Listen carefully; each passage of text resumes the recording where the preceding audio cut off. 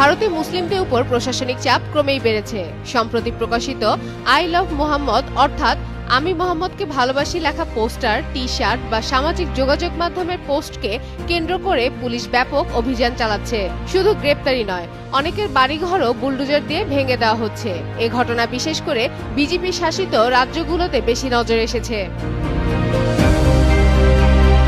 ঘটনার সূত্রপাত হয় উত্তরপ্রদেশের কানপুর থেকে। গত 4 সেপ্টেম্বর নবীজির জন্মদিনে মুসলমানরা মিলাদের আয়োজন করেছিল। সে সময় এক বোর্ডে লেখা হয় আই লাভ মুহাম্মদ। এতে স্থানীয় কিছু হিন্দু গোষ্ঠী অভিযোগ তুলে যে এটি নতুন সংযোজন, যা নাকি রাজ্যের ধর্মীয় উৎসবের নিয়ম লঙ্ঘন করছে।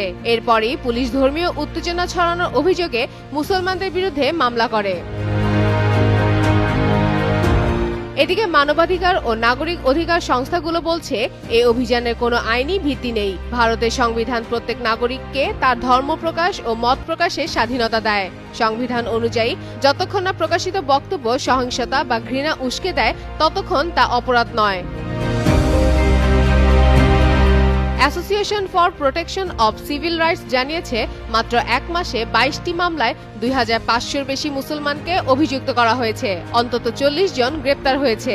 আর নাগরিক অধিকার কর্মীরা বলছে আই লাভ মোহাম্মদ শান্তিপূর্ণ ও অহিংস, কিন্তু সরকার ইচ্ছে করে এটিকে জনশৃঙ্খলা ভঙ্গের অভিযোগে বাধা দিচ্ছে।